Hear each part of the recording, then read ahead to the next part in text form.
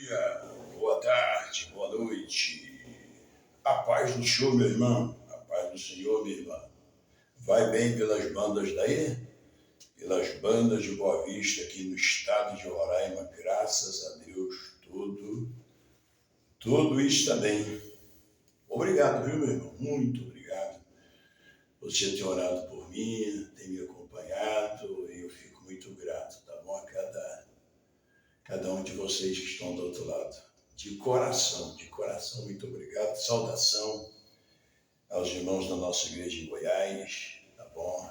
Aí em São Paulo, aqui no estado de Roraima, muito obrigado. Deus abençoe aos nossos pastores, Deus abençoe aos meus parentes, né? São Paulo, Minas, aos meus conterrâneos de Minas Gerais, obrigado. Deus abençoe. Que a bênção de nosso Deus Todo-Poderoso esteja sobre a vossa vida, tá bom? E vamos lá na expectativa, né, irmão? Eu estava me lembrando, sabe, irmão? Estava me lembrando que eu estou ficando velho. Paulo escreveu para Filemon, eu, Paulo, o velho, e agora prisioneiro de Cristo, né?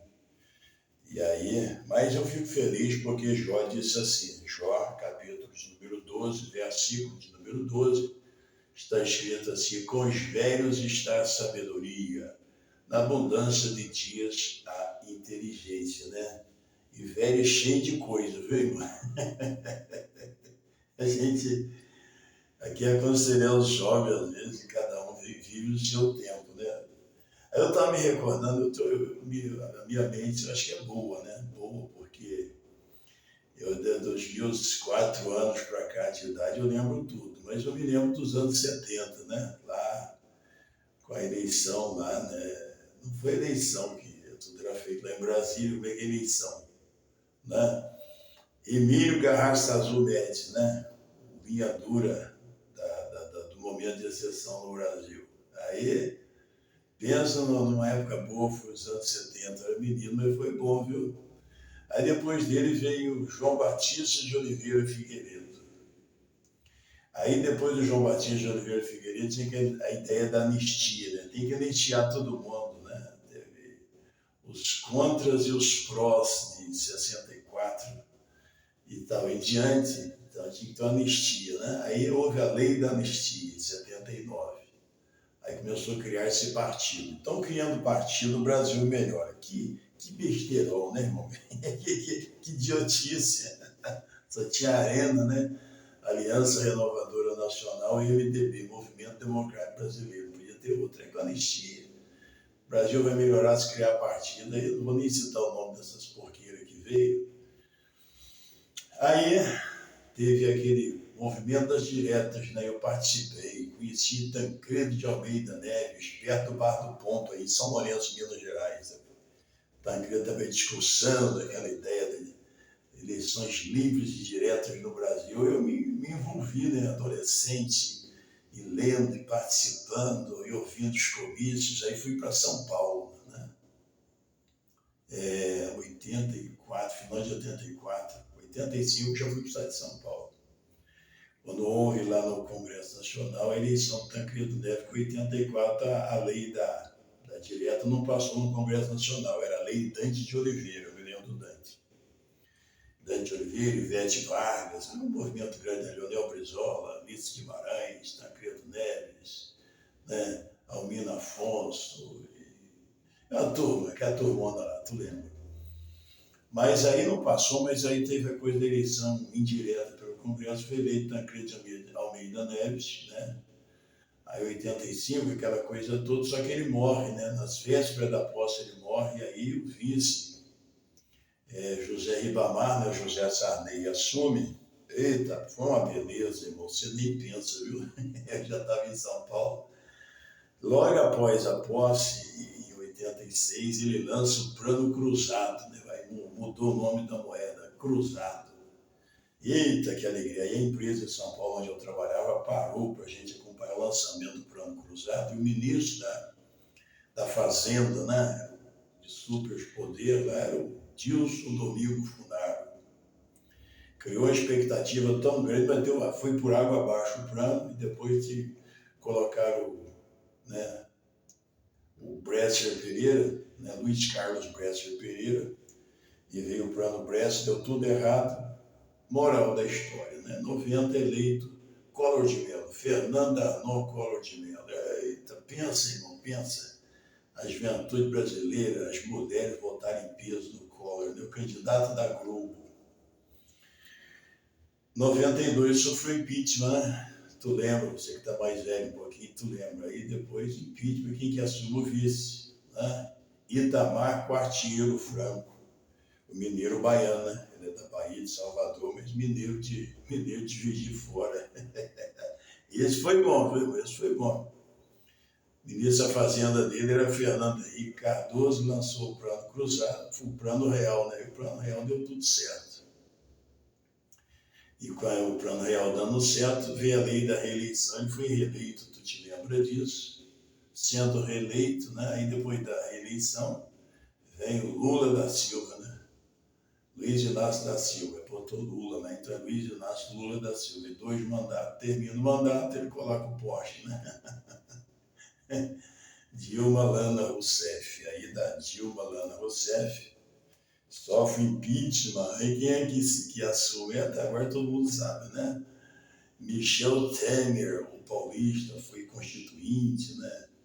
Deputado constituinte, Michel Temer assume. Depois do Temer vem Jair Messias Bolsonaro, né? Aí agora, depois do Bolsonaro, aí vem Lula de novo, e o povo sonhando. Parece que a coisa está pior, irmão. Parece que está pior. Aí eu lembro dos Estados Unidos, né? Os Estados Unidos é o relógio, não é o relógio do mundo, mas é o locomotivo que puxa o mundo, porque 26%, quase 27% de todo o PIB do mundo é americano, é dos Estados Unidos. O nosso é 3% do PIB mundial. A gente quer cantar de galo, vai dançar. Verdade ou não é? Mas eu me recordo dos Estados Unidos, né? Eu lembro da eleição do Jimmy Carter. Foi um período complicado, era a época da Guerra Fria, foi um negócio complicado na época do Carter. Depois de Jimmy Carter veio Ronald Reagan, um ex-cineasta, um cara famoso, foi um bom presidente americano, eu me recordo disso. Depois de Ronald Reagan veio George Bush, o velho, né? O velhão Bush, o pai do Bush novo. Aí tal, terminou o período dele, vem o período do Clinton, né? William Jefferson Clinton, Bill Clinton. Aí depois de Bill Clinton, aí quem é que veio? O Bush de novo, só que agora veio o Bush filho, né? George Bush filho. Aí passa o período dele, vem Barack Obama. Aí tem os 2 períodos, vem quem? Depois do Obama? Trump, né? Aí depois do Trump, Donald Trump, aí vem o Joe Biden, né? Joe Biden encerra o período dele, agora vem de novo o Trump, né? Donald Trump. E o bicho pegou, hein? Agora o bicho pegou. Os indocumentados, como se abre em espanhol, que se cuide. Ó, então, os ilegais lá na América que se cuide, que o bicho pegou, hein? O bicho pegou. E o povão sonhando, irmão. O povão sonhando, e o mundo parece que a coisa está complicada.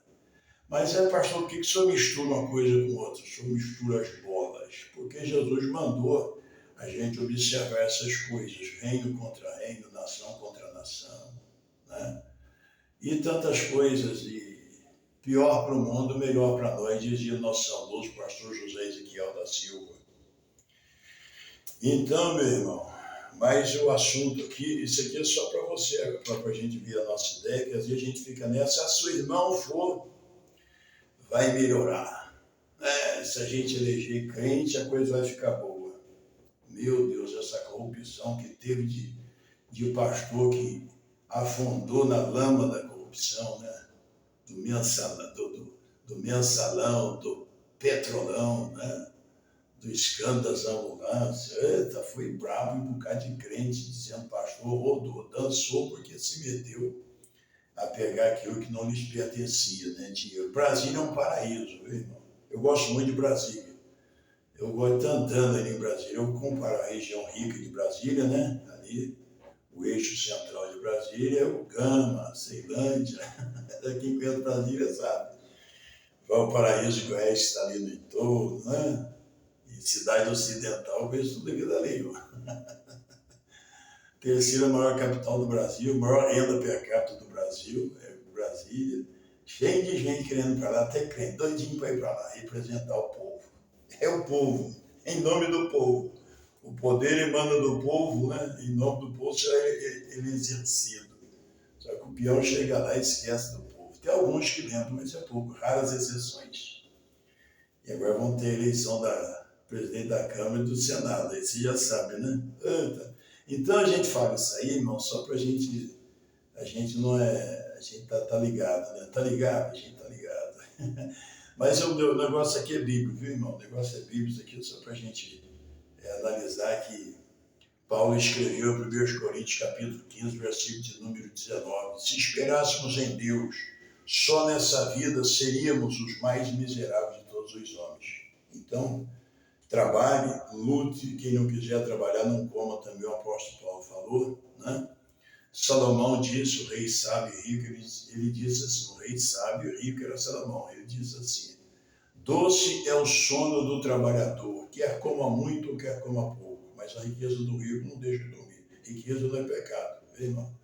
Dinheiro por tudo responde, foi Salomão também que falou, mas só que a gente tem que ter cuidado, né?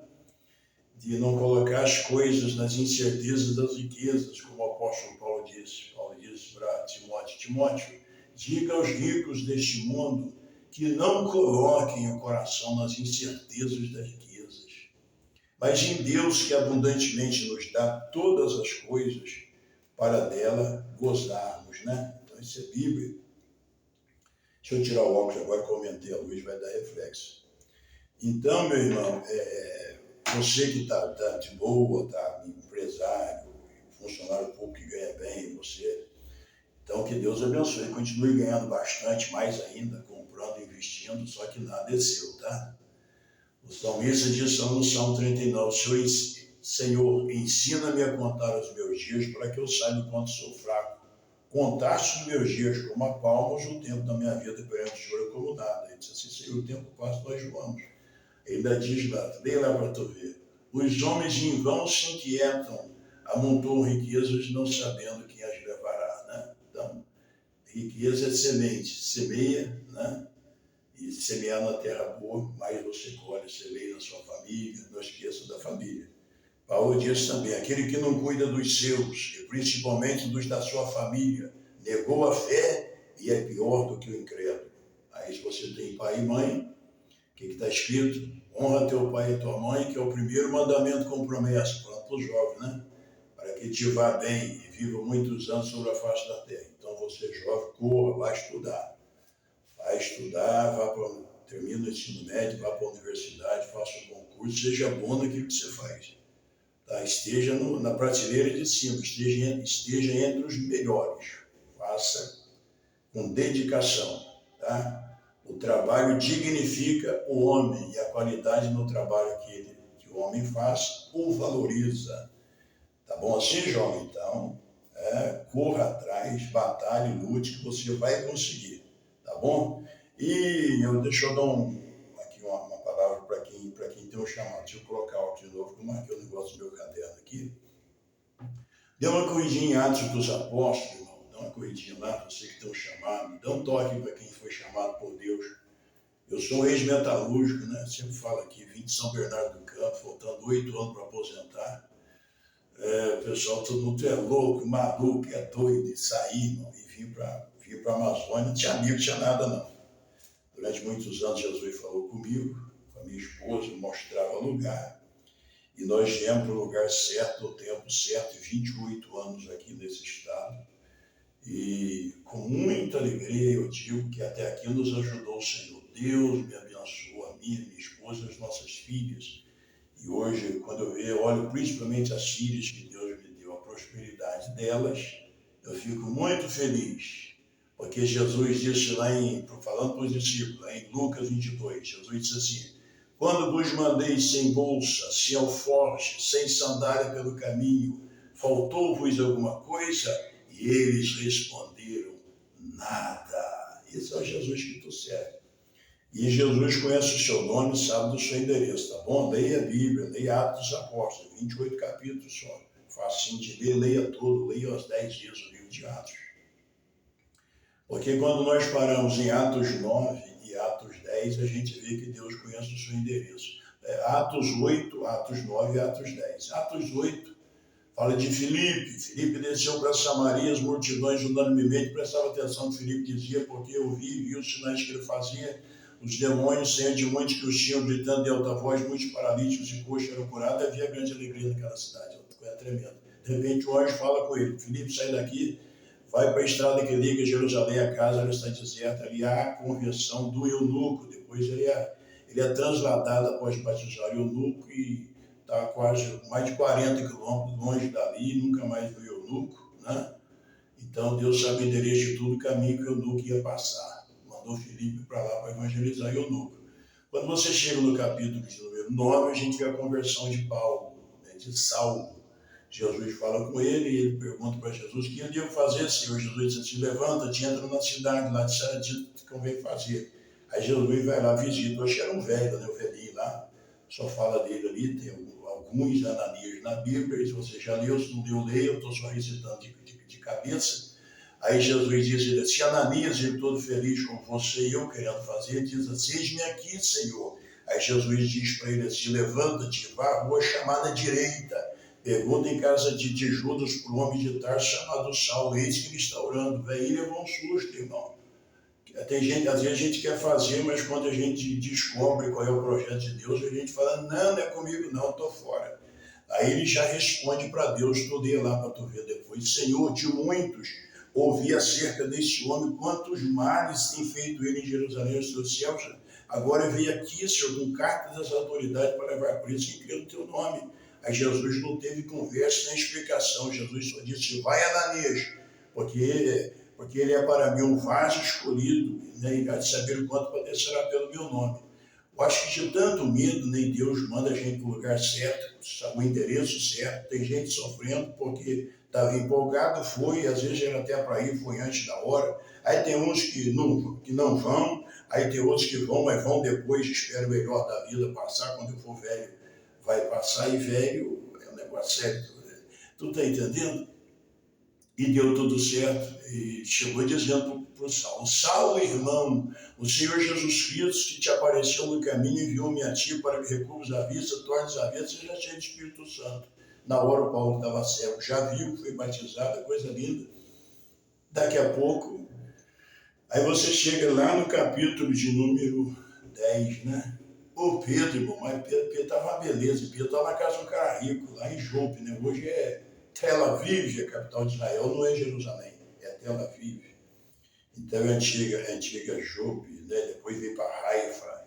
Então naquele tempo chamava Jope. Aí Pedro está lá, né? Tinha ressuscitado a Tabita, o Enésio, 8 anos aleijado, levantou, está uma beleza no céu de Pedro. E de repente, irmão, você já leu lá no capítulo 10 de Atos, que Deus manda um anjo lá na casa de um tal de Cornélio, um romano, centurião romano, comandante de tropa. E o homem está lá, o homem era bonzinho, porque Deus conhece tudo, aí o anjo falou assim, Cornélio, o anjo falando, a sua oração foi ouvida, as suas esmolas chegaram diante de Deus por memória sua. Agora você envia homens a Jope, né? E qual é o endereço? É o endereço do homem lá, está em Jope, a casa que ele está é junto à praia. O nome dele é Pedro, Simão, né? Tem por sobrenome Pedro. Ele vai aqui e vai dizer palavras com as quais você vai se salvar. A casa é junto à praia, né? Aí chamou os soldados, 3 soldados piedosos e tal, manda para lá, você já leu, se não leu, leia lá. Um dia depois que os rapazes partem da casa de Cornélio, um dia depois, porque foi 3 dias da saída até a chegada lá, mas após o primeiro dia, o Pedro está lá na casa, hospedado na casa do irmão, né? Do irmão Simão, curtidor de couro, o homem da bufunfa, o Pedrão está lá de boa. Judeu, pregando para judeu, está uma maravilha. Aí você viu que na hora do almoço, ele com fome, gente com fome, muita fome, Tem devaneio, né? Os devaneios. Foi mesmo, ali foi uma visão, não foi devaneio, não. Foi visagem, não foi visão. O lençol atado nas quatro pontas, animais de toda a espécie do lençol, e a voz dizia para ele: Pedro, levanta, mata e come. Você já leu que aconteceu 3 vezes, o lençol recolheu no céu e ele falou: Deus, não, isso é loucura minha, estou doido, estou maluco. Senhor, eu nunca coloquei na minha boca coisa comum e imunda. Você viu a repreensão de Deus, Pedro, não tenha por comum e imundo aquilo que Deus purificou. E ele subiu no terraço, hora sexta, meio-dia, e você já leu lá que tem alguma tradução que diz que Pedro duvidava acerca da visão. E a outra diz que Pedro meditava. Quando Pedro meditava, o que está escrito lá? Ele estava meditando em cima, esperando o almoço. O Espírito Santo falou para ele assim: Pedro, 3 homens estão lá fora e te chamam, não temas, desça, vá com eles, porque eu os enviei a ti. E quando o Espírito Santo fala, os camaradas bateu lá embaixo, leia para tu ver, perguntando se Pedro morava ali. Deus não é Deus de confusão, irmão. Está cheio de gente, hoje eu tenho falado com meus amigos mais chegados, pastores, tem um monte de pastor, eu estou trabalhando para Jesus, o cara está trabalhando para a convenção.